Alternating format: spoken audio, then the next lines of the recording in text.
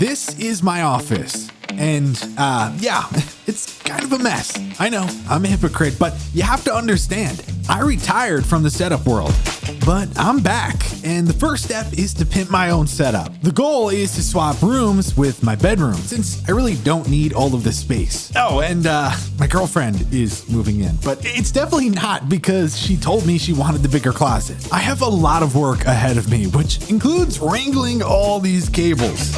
And here's the current office closet, which is much larger than the one I have to move all this stuff into. And here's my bedroom. I know I need the property brothers to come in here and fix things up, but I'll worry about that later.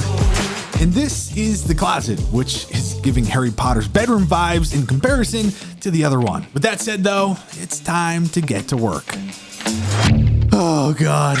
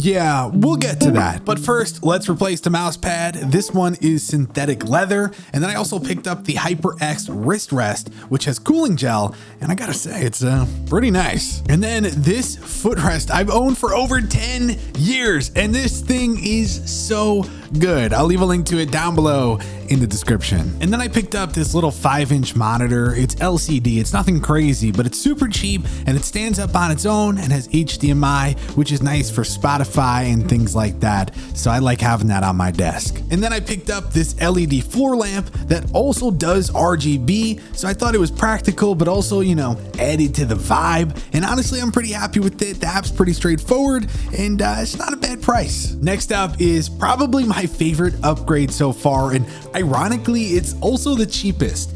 I added 2 adhesive under desk drawers that come with optional dividers for easy organization. They're sleek and discreet, perfect for keeping essentials like my LED remote or chapstick out of sight but within reach. This is honestly a must-have.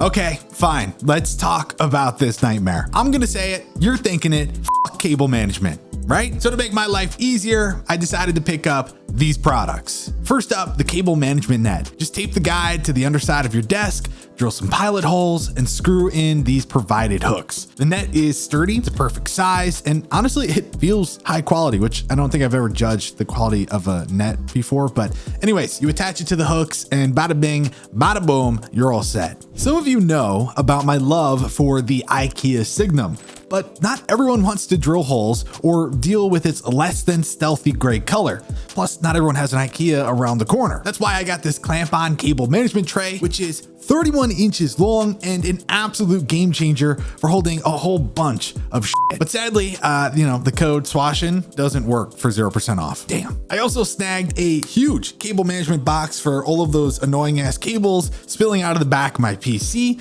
especially the super thick power cable for the new power strip that I just installed. And the final touch is a ridiculously cheap cable management kit from Amazon that's under $10 with nearly 200 pieces. This thing was the missing piece. Honestly, cable sleeves, zip ties, Velcro straps, and slot cable holders. It was the cherry on top, handling the last of my cable mess for now. With just these few additions, my cable management is a whole lot better. And best of all, it's way easier to add or remove things down the line. In the past, I was all about zip tying everything to look perfect, not thinking about future adjustments. But remember kids, cable management should be about practicality and ease of use.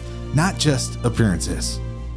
All right, let's go ahead and keep this project rolling. Check out these push pins that I picked up on Amazon. They're perfect because you can hang things up without needing a drill, and they leave barely noticeable holes. They're stupid cheap for how many you get, so I highly recommend them. I'm using them to hang up 3 vinyl records, and these frames are from Hobby Lobby. And as you can see, yeah, my centering and leveling technique is pretty damn good. Overall though, it's such a simple addition, but in my opinion, it just really brings personality to the room. And yeah, if you hadn't guessed, I am in fact a huge Elvis fan. On that note, check out these Elvis coasters that I picked up. I think that coasters are essential in any setup, so why not go for something unique and fun? They may not be top tier quality, but they look cool, they're easy to clean, and they don't move around. So, what more could you want?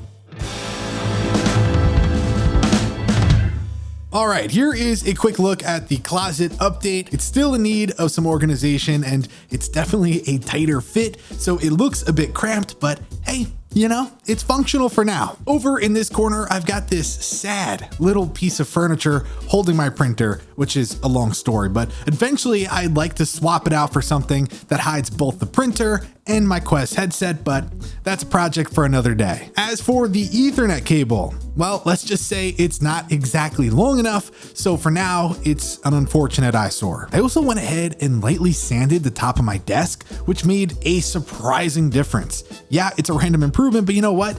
I'm really pleased with it. Now for the shelves, yes, they are a bit chaotic at the moment. I'd like to give each one a cleaner theme and maybe cut down on what's displayed. Some of what's up there now is honestly just kind of holding a spot. And finally, one of my favorite parts of this setup has to be the nighttime vibes, especially when the Magic Kingdom fireworks are going off outside my window. Yeah, it's the perfect way to wrap up my day.